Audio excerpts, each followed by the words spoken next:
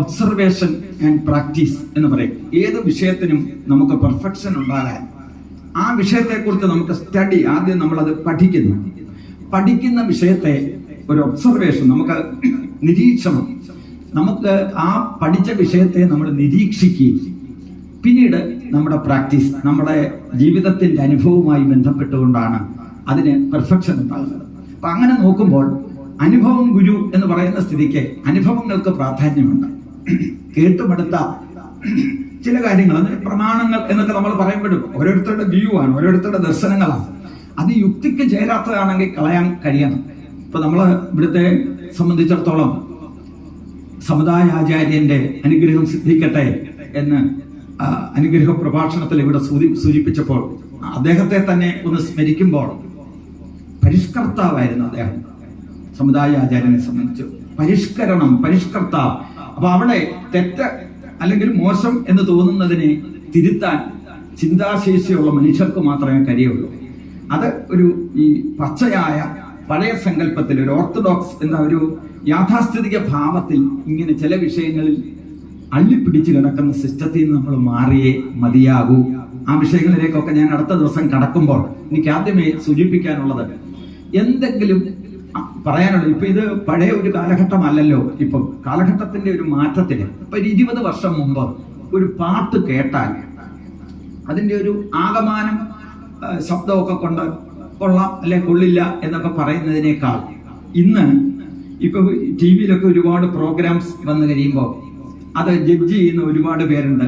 ആ panel judge ചെയ്യുന്ന system ഒക്കെ കേട്ടിട്ട് ഇന്നത്തെ ആളുകൾക്ക് ഒരു പാട്ട് പോസ്റ്റ്മോർട്ടം ചെയ്ത് അതിന്റെ ശ്രുതി, അതിന്റെ തിങ്സ്, ഇതെല്ലാം വ്യക്തമായി പറയാനുള്ള ഒരു ജഡ്ജ് ചെയ്യാനുള്ള കപ്പാസിറ്റി വർദ്ധിച്ചിട്ടുണ്ട്. സാഹിത്യത്തിലായാലും സംഗീതത്തിലായാലും നൃത്തത്തിലെ എല്ലാ വിഷയത്തിലും എന്തിനേയും ജഡ്ജ് ചെയ്യാൻ, പറഞ്ഞ മനസ്സിലാവുന്നുണ്ടോ, എന്തിനും മാർക്കിടാനുള്ള കഴിവ് വർദ്ധിച്ചിരിക്കുന്ന ഒരു കാലഘട്ടമാണ്. അപ്പൊ അതുകൊണ്ട് എനിക്ക് പറയാനുള്ളത്, എന്നെ ഇന്ന് കണ്ട മാത്രയിൽ കാഴ്ചയിൽ എനിക്ക് ഇന്ന് മാർക്കിടരുത്. ഒരു 3 ദിവസം കഴിഞ്ഞ് യജ്ഞം പോയി 3 ദിവസം കഴിഞ്ഞിട്ട് എനിക്ക് മാർക്കിടാവൂ എന്ന് ഞാൻ ആദ്യമേ സൂചിപ്പിക്കാം. അല്ലാതെ 10-13 ആചാര്യന്മാരെ കണ്ട സിസ്റ്റം അനുസരിച്ച് എന്നെ കാഴ്ചയിൽ ഇന്ന് മാർക്കിടരുത്. ഒരു 3 ദിവസം എനിക്ക് വേണ്ടി വെയിറ്റ് ചെയ്തിട്ട് അതിനെ ജഡ്ജ് ചെയ്യാവൂ എന്ന് ഞാൻ ആദ്യമേ ഓർമ്മപ്പെടുത്തുകയാണ്. 1. 2, എന്തെങ്കിലും എൻ്റെ വാക്കിൽ നിന്നോ അല്ലെങ്കിൽ ഞങ്ങളുടെ ടീമിൽ നിന്നുള്ള നിങ്ങളുടെ യജ്ഞസങ്കല്പത്തിൽ നിന്ന് എന്തെങ്കിലും ചേഞ്ചസ് ഉണ്ടാകുന്നെങ്കിൽ അത് ആഹാരം കഴിക്കുന്ന സ്ഥലത്തോ കറിക്കരിയുന്ന സ്ഥലത്തോ മറ്റ് ആൾ കൂടുന്ന സ്ഥലത്ത് വെച്ചോ അതിനെക്കുറിച്ച് പറഞ്ഞ് വൾഗറാക്കാൻ ശ്രമിക്കരുത്. നേരിട്ട് പറയാനുള്ള മനസ്സുണ്ടാകണം. എന്തുണ്ടെങ്കിലും, എന്ത് കാര്യമുണ്ടെങ്കിലും മനുഷ്യനല്ലേ മാറ്റം എന്ന് പറയുന്നത്. എന്നെ സംബന്ധിച്ച് ഈ പോസിറ്റീവായിട്ട് കാര്യങ്ങൾ പറഞ്ഞെങ്കിൽ മാത്രമേ സ്വീകരിക്കൂ എന്നില്ല.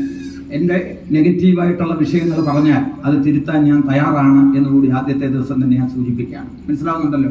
അത് വ്യത്യസ്തമായ കാഴ്ചപ്പാടുകളാണ് നമുക്ക് ഓരോരുത്തർക്കും ഉള്ളത്. പല വീടുകളിൽ നിന്ന് വരുന്നു, പല സംസ്കാരങ്ങളാണ് നമുക്കുള്ളത്. അപ്പൊ അവയെല്ലാം ഒന്നായി കാണുന്ന ഒരു സങ്കല്പത്തിലേക്ക് എത്തിക്കുക എന്നതാണ് ഒരു യജ്ഞത്തിന്റെ സങ്കല്പം. ഇപ്പൊ ഇവിടെ തന്നെ കറിക്കരിയാൻ തന്നെ വരുമ്പോൾ അമ്മമാര് പല വീടുകളിൽ നിന്ന് ഇവിടെ വന്ന് ഇതൊരു സേവനമായിട്ട് ചെയ്തു കൊടുക്കുമ്പോൾ കുറെ സമയം ഒരുമിച്ചിരിക്കുന്ന ആ സങ്കല്പം തന്നെ ഒന്നാവുക. വാക്ക് വെറുതെ പ്രസംഗിച്ചുകൊണ്ടൊന്നും ലേഖനം കൊണ്ടും ആകില്ല. അതാ ഞാൻ പറഞ്ഞത്, നമ്മുടെ പ്രാക്ടീസ്, നമ്മുടെ അനുഭവത്തിൽ നിന്ന് ഒരു കാര്യം ഞാൻ സൂചിപ്പിക്കാം, ഒന്ന് കേൾക്കണേ. അതായത് കഴിഞ്ഞ 2-3 വർഷത്തിന് മുമ്പുള്ള നമുക്ക് വലിയൊരു വ്യാധിയുടെ ആധിയിലെല്ലാം നമ്മൾ ഇരുന്നത് ഓർക്കുന്നുണ്ടാകും. അന്ന് ഇവിടെ യജ്ഞം നടന്നോ? കോവിഡ് വന്ന സമയത്ത് യജ്ഞം ഉണ്ടായിരുന്നോ? നടന്നില്ല. ഇവിടെ നിന്നല്ല, എങ്ങും നടന്നില്ല. രസകരമായൊരു കാര്യം ഞാൻ നിങ്ങളുടെ ശ്രദ്ധയെ ഒന്ന് ക്ഷണിക്കുകയാണ്. ഒരു 5 വർഷത്തിന് മുമ്പ് വരെയുള്ള സമയത്ത് എന്നെ പോലുള്ള ഈ യജ്ഞത്തിലൊക്കെ പ്രവർത്തിക്കുന്ന ആചാര്യന്മാരും മറ്റ് ഋത്തിക്കുകളും ഒക്കെ സാധാരണക്കാരെ, അതായത് ഈ ആടിനെ ശ്വാനനാക്കുന്ന രീതിയിലുള്ള ചില കാര്യങ്ങൾ പറഞ്ഞിരുന്നു. യുക്തി ബുദ്ധി തുരുമ്പിക്കാത്ത ആളുകൾ അതിനെക്കുറിച്ച് ചോദ്യം ചെയ്താൽ അവരെ ആക്ഷേപിക്കാനും കൂടി ഭക്തന്മാർ എന്ന് പറയുന്ന കുറെ ആളുകൾ തയ്യാറായിരുന്ന ഒരു കാലഘട്ടത്തെ ഞാൻ ഒന്ന് ഓർമ്മപ്പെടുത്തുകയാണ്. പറയുന്നത് മനസ്സിലാവുന്നുണ്ടോ? ഞാൻ പറയുന്നത് മനസ്സിലാവുന്നുണ്ടോ? അപ്പം ഈ 10, 37, 38 വർഷമായി ശ്രീമദ് ഭാഗവതം ഈ കഥ പറഞ്ഞുകൊണ്ട് നടക്കുന്ന എനിക്ക് ഇതിന്റെ ബേസ് എന്ന് പറയുന്നത് പരീക്ഷിത്ത് രാജാവിന്റെ കഥയൊന്ന് പറഞ്ഞിട്ട് മരണഭയത്തിൽ നിന്ന് മുക്തി നേടുക, 7-ാം ദിവസം ത്വക്ഷം കടിച്ച് മരിക്കട്ടെ എന്ന് ശാപം കിട്ടിയ പരീക്ഷത്തിനെ സുഖബ്രഹ്മർഷിയിൽ നിന്ന് ഭാഗവതം ശ്രവിച്ചപ്പോൾ മരണഭയത്തിൽ നിന്ന് മുക്തനായി. ഇതാണ് ഇതിന്റെ ബേസ്. അപ്പൊ നമ്മൾ മരണത്തെയൊക്കെ ഭയക്കുന്ന നമ്മളെ മുക്തരാക്കാൻ വേണ്ടിയിട്ടാണ് ഭാഗവതം പറഞ്ഞുകൊണ്ടിരുന്നത്.